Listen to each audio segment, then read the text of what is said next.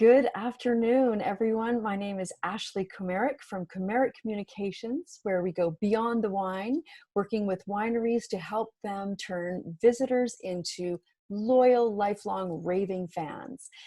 I am joined today by my special guest, Jake Ootes, from the Celista Winery up in the Shuswap. So quite a ways north as compared to the rest of the wineries that we've been talking to and that we hear about. But up north, you're doing some really interesting things with different grapes than we see in the southern Okanagan, Jake. Thank you. Thanks so much for joining me. And I want to start by, asking you, how are things going now that you've reopened? And are you seeing some traffic there at this stage? Yes, we are. Traffic definitely is coming back because we're on Shuswap Lake on the north shore of that. Yes. And we get a lot of tourists here in the summertime.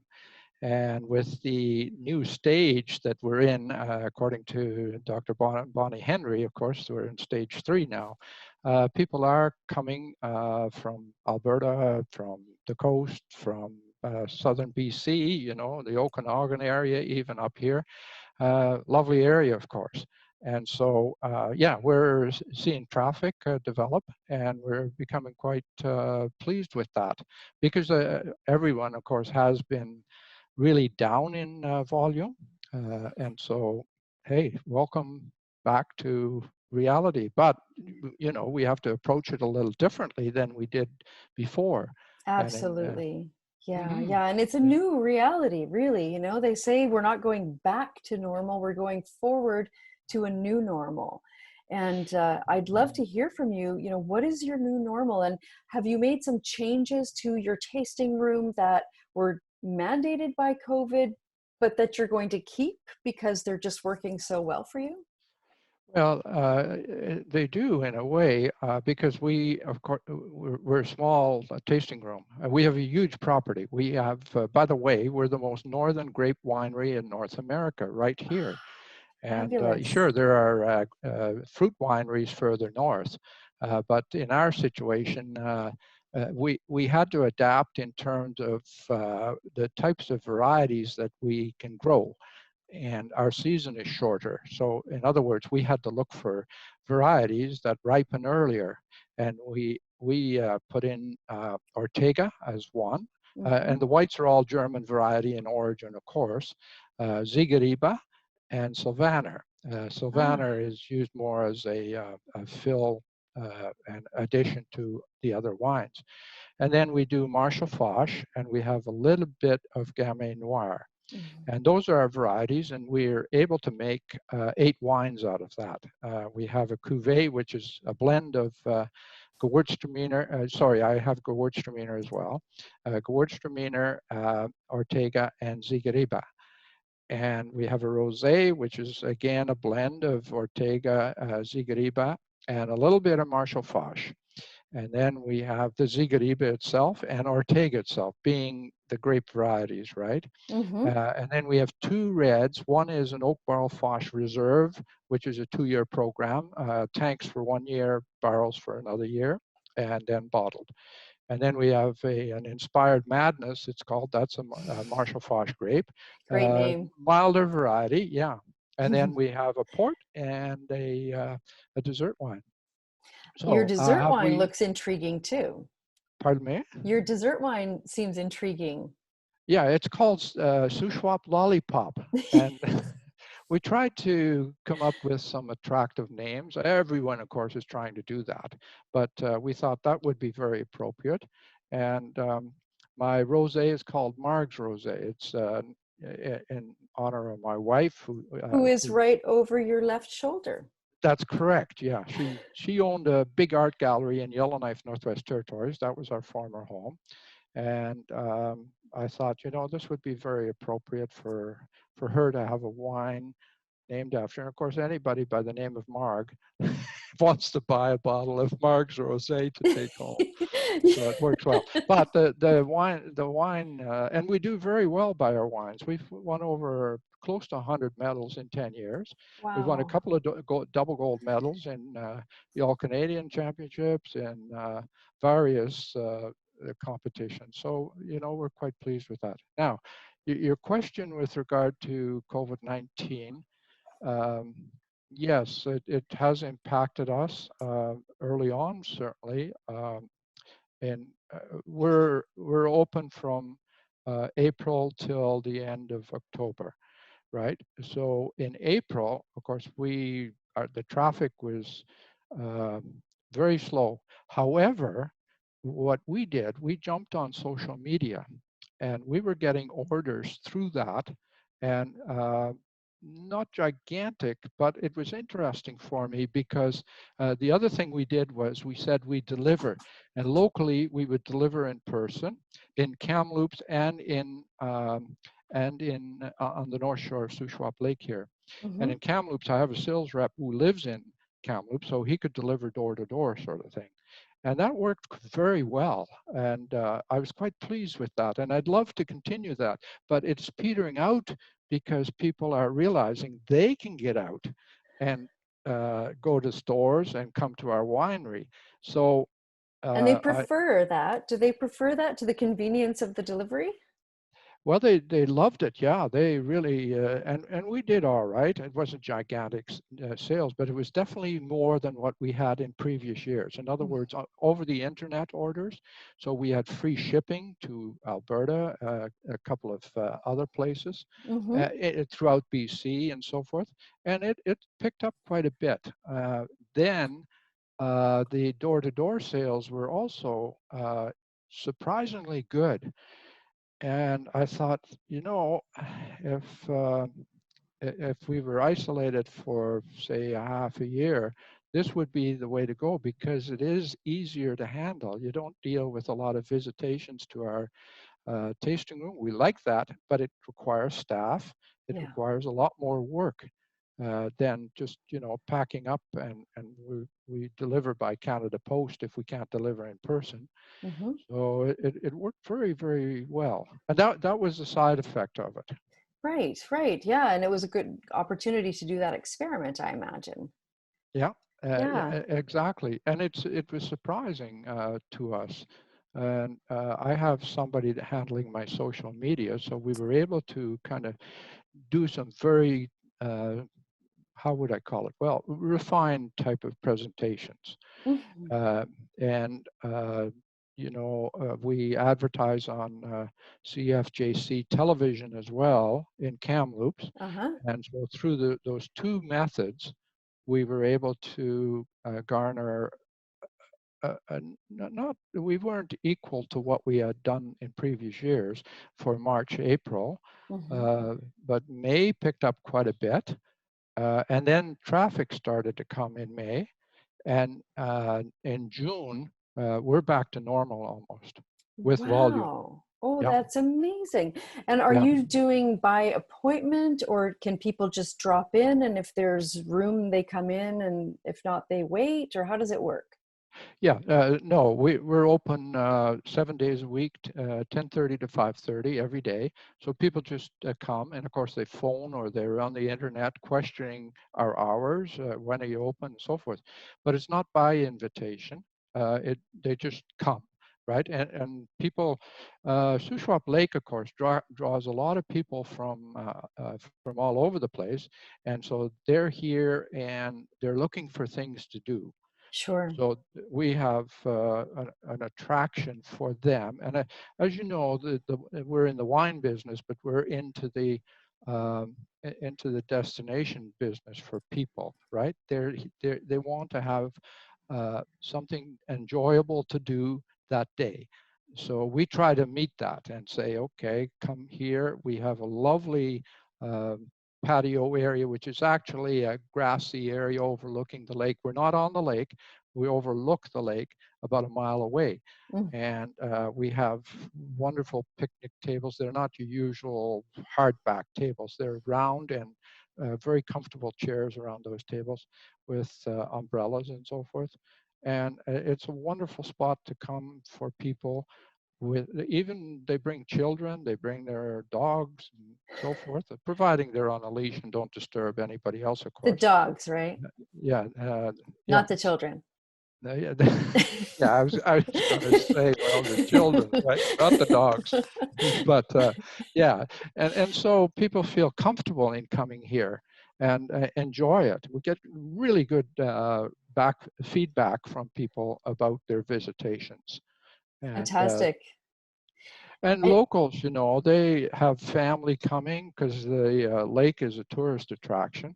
yeah. And there's sometimes families don't know what to do with their relatives that come, so they come to the winery for some time out. It's It's a a great destination. And I noticed that you also have cabins there We do. and you hold events like weddings. And when we're going to be able to have events again, you're an amazing venue for that. It looks beautiful. Right. And we do have a couple of weddings coming up, as a matter of fact, over the next couple of weeks, but they're all very small weddings, 18 people, for example. And Mm-hmm. our cabins, we have actually 6 cabins, but 4 are available for people to come, and 2 deluxe cabins and two holiday cabins. But all of them are self-contained. In other words, with running water, shower, toilet, kitchenette units, and so forth. Fantastic. Yeah, people Fantastic. and people. Well, the Shuswap needs that. The accommodation. Mind you, it's a short season. I mean, we're really into now left 8 to 12 weeks sort of thing. So, but Hmm. yeah, Now, I like to, in my work with wineries, I encourage them to go beyond the wine in the guest experience. And so, you've been just talking about certain ways that you go beyond the wine by providing that environment, by providing a welcoming space to spend the entire day and bring your family, bring your friends. Um, in terms of when visitors come into your tasting room, um, can you tell me, are there ways that you go beyond the wine in your interactions with them to help them enjoy the experience beyond just what's in their glass? right.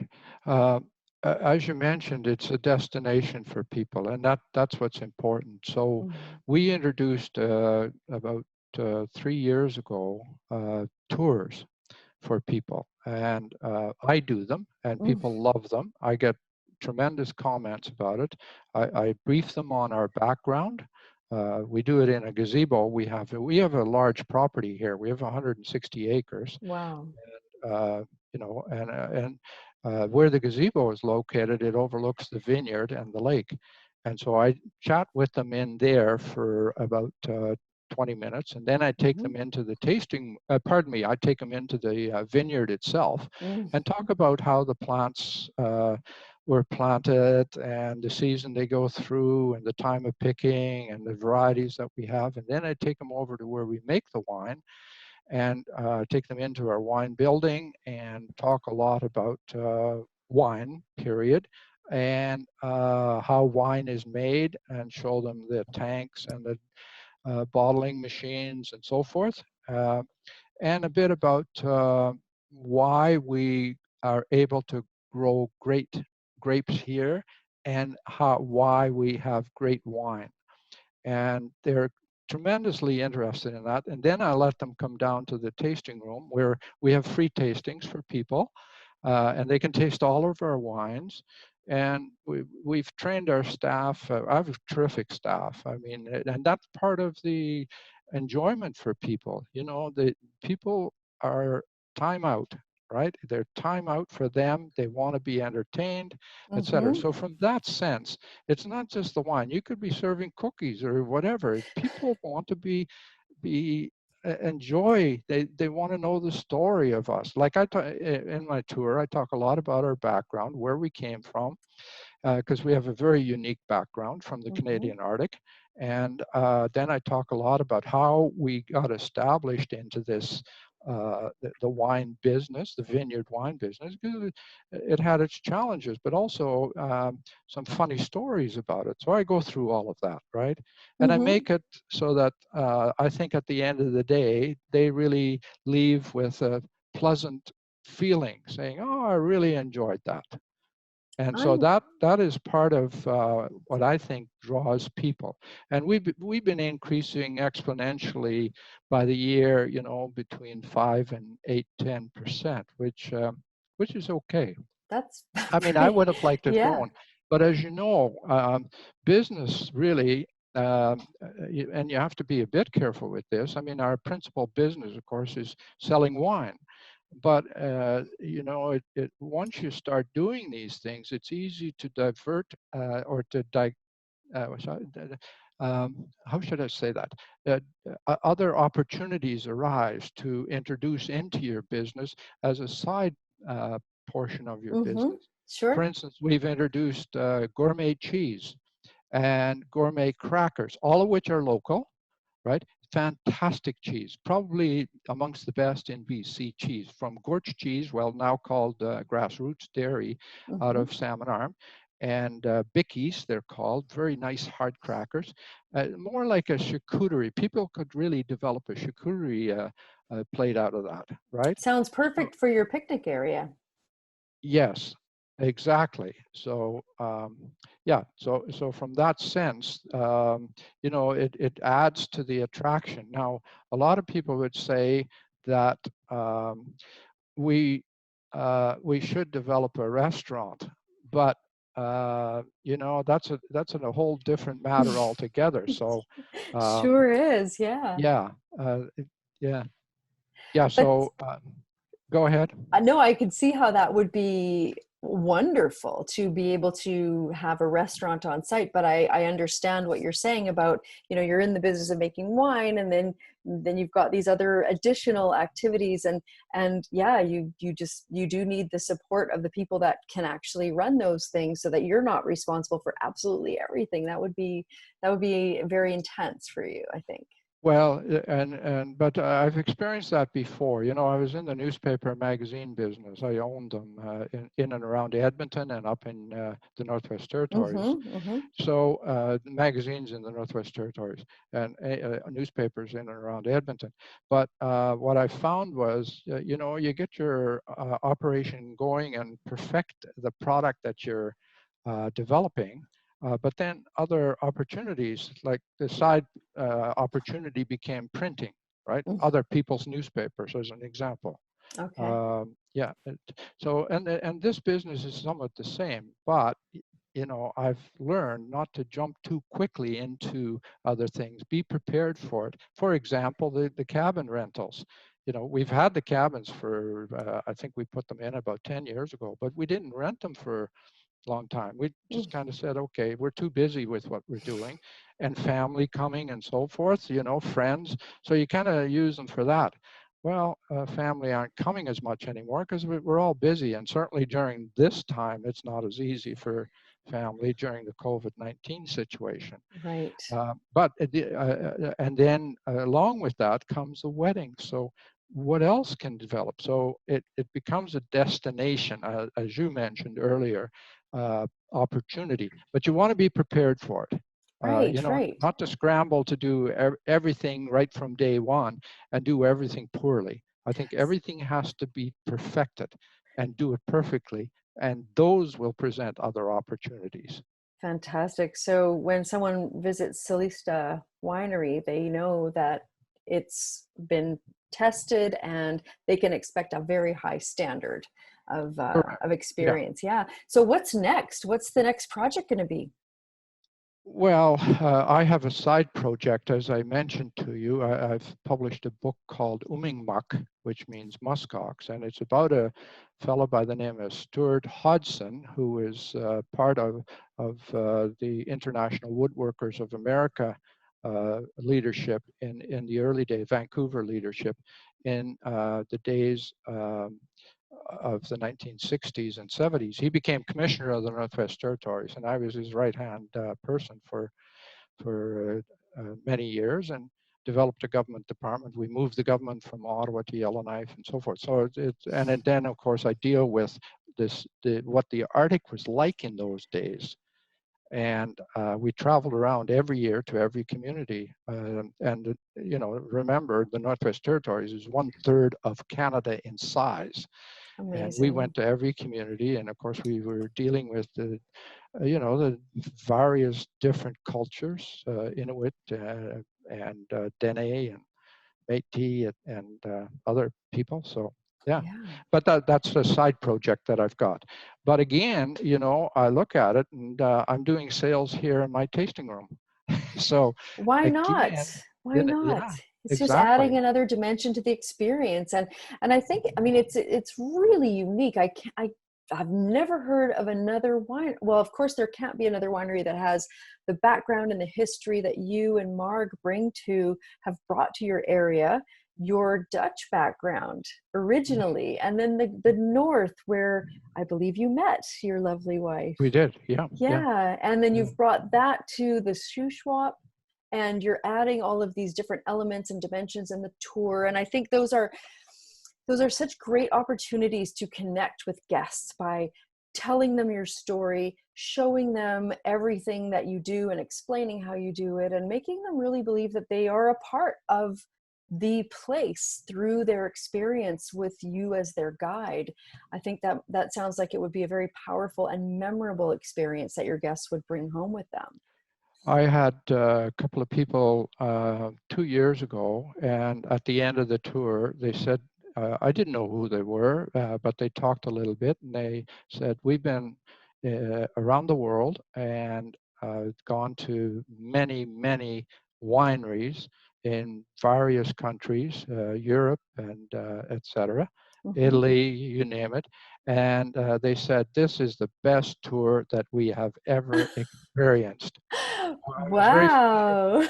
Wow. I have their names. As a matter of fact, I hadn't seen them, and they live in Kamloops, and they worked on cruise ships, and of course that's gone by the wayside for the time being, right? Yeah, But that's yeah. how they were able to travel the world, and Australia and Argentina and Chile and so forth. So I was very, very humbled by what they said. But I think I think one of the things you were commenting on is correct. You got to look for opportunity in addition to the wine itself, because you want to give people the best experience when they're here, and that loosens up their wallets, and that's what it's all about. Yes, yes, Like yes. there's no hesitation. All of our wines are $20 bottles, a little over in one case.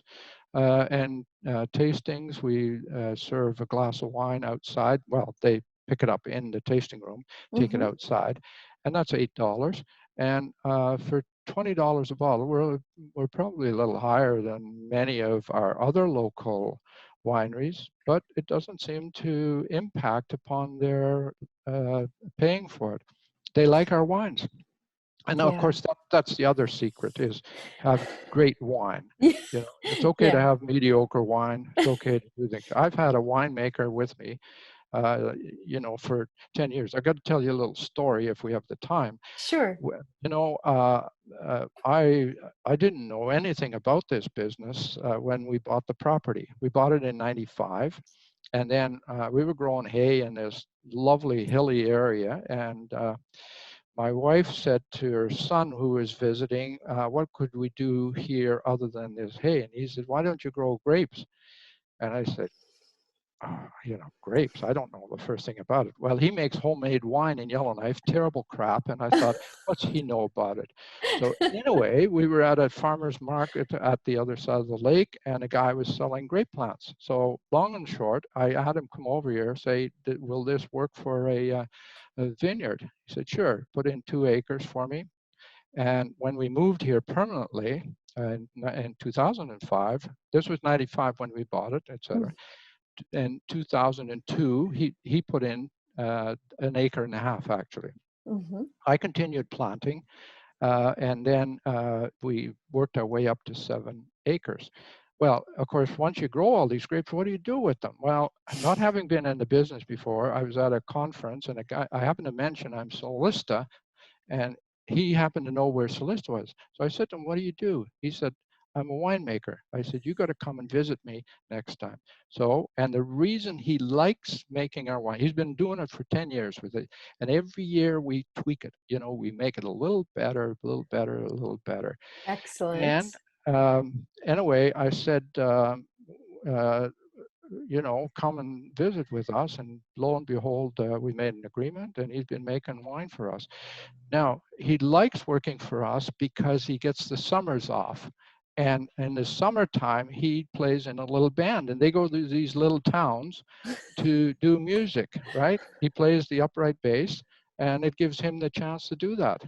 Perfect. So, yeah, so I Works for shouldn't really everyone. tell this story, but I talked to somebody one time and I said, this is this. And they said, yeah, we heard them. They're awful. So good that he sticks with the winemaking, you're saying. Just kidding about that. But yeah, so but anyway, yeah, and he's a very good bass player. But you know, it solidifies him with us because it's not music full time for him. And Right. but there's an Fantastic. example of you know, I found somebody that I worked long term with, and we continue to perfect everything we do. And I never stop with that. I just continue to say we got to do better, better, better. And over a 10-year period, we've done extremely well. Well, and I think the gold medals, all the medals that you've won, are a testament to the quality of wine that you're producing and the continuous improvement too. Mhm. Jake, I want to ask you one final question. We were talking about how wine is like people, and that it has its characteristics and its personality traits. And I would invite you to describe one of your wines and its characteristics and personality traits, and tell me why that wine is just like you. Well, no, I don't have it right at hand, but probably the cuvee. I'll show you one called Ortega. Okay, this is our label, by the way. Uh-huh. Beautiful. Yeah, there you go. Yeah, and you know, we've got the name. I'll digress for a minute on that. This is where personality comes in, right? Because I'm very because I was in the publishing business, you know, I kind of knew design and layout. Our labels weren't that great in the early years, but I kept working at it. So we got the name up there, then and a picture of Shuswap Lake right from our vineyard, right? And then Lovely. the name of our wine there, and we're all VQA. Every one of our wines is VQA'd, and we are also estate bottled. Every one of our wines is so. In other words, the wine, the grapes are grown on our property, they're processed on our property, and they are sold on our property. So it never leaves. In other words, it never leaves until we have it into the bottle and the bottles leave. So that's part of the personality too. Now, the one that sort of, when you talk about personality, that has personality is Cuvée. It's a blend of Ortega, Ziegeriba, and a little bit of Gewürztraminer, Mm-hmm. and it sells very, very well. And so that and it's not you know, it's not an overly sweet wine, but it does have a sweet taste to it, and that is my liking, is a little more. I don't like real sweet, but I like Mm-hmm. that tinge of sweetness to it, and a little bit of you know, the Ortega is much more. Oh wow! It has a little crispness to it, you know, like an apple, you know, like a real juicy crisp apple. And Mm-hmm. that's what this is. So between those two, these are probably great. Now, when you talk about that, you know, people will come in and say, what's your favorite? Well, it depends on the time of day, depends on the Mm-hmm. season, depends on the food I'm having, depends on my mood. Those are all part of wine, right? Of And course. Yeah. so so I love this Margs Rosé because it's fresh, it's light, and it's beautiful in a hot summer day. Of course, it's wonderful in the wintertime with a lot of, you know, celebratory foods and so forth, right? And then, of course, the other wine that I think is really a great wine is this one here. This is called Oak Barrel Foch Reserve. And that's the one I mentioned. It's a 2-year program in the tank for a year, and it goes into the barrels for a year. malolactic fermentation change, of course. And then by the time it's really released, many of these bottles are 3 years old, so it has time to age in the bottles. Now, it's kind of hard to describe personality in a particular wine, right? Like, yeah, but maybe what I just explained helps a little bit to say how I look at wine, how I Right. look at. Yeah. And well, I would ask you, do you find that you have a sweet streak to you that's not too sweet, like the first wine, the Ortega that you showed, Yeah, for example? yeah, uh, I like, but the sweetness has to be just a tinge of sweetness, right? With a little, as I mentioned, that little crispness to it, that like an apple, you're biting Yeah. into an apple, rather than, and I think what I look at is I'm probably a good judge of what the public likes, and so Mm-hmm. that's how we tailor our wine to say, okay, people don't, many people, of course, like a dry wine. They say, oh yeah, I like a dry white wine. But interestingly enough, when they do the tasting in our tasting room, we let them taste all of our wines. Mm-hmm. And they say, oh, I really like this. And yet that has a little sweetness to it. Uh, So you say, well, I think people need to experience everything. They may have been conditioned into a dry wine, like mm-hmm. reds. A lot of men, as you know, 80% of the purchasers are women, females, right? But men will come in with their wives and so forth. And if they're not experienced, the first comment they have, I only drink red wine. And you just so you work your way through with them, right? And we say, well, try the whites and then try the red, and they're always astonished how much they like the white wines They're and the actually red wine, drinkable. Yeah. right? So And of what? course, the whites are lighter. Yeah. They're much more pleasant for your summertime. They're not heavy bodied. You don't stagger and feel, oh my God, that really hit me. Where the whites are kind of nice. Whoa, they go nice with a lot of foods. The whites, of course, are great, Mm-hmm. uh, very adaptable foods. Where reds are somewhat limited. And we have a port, and we tease everybody, of course, with a little chocolate when we give the port to them. And of course, that's an enticement. They And say, that oh, works. I've oh, it bought does. port after someone's given me chocolate to taste with it. I'm in love and I must have a bottle of that port. Yeah, Yeah. exactly. Yeah, it And works we for sell a me. lot Yeah. of port. Yeah, The it's same thing, very and effective.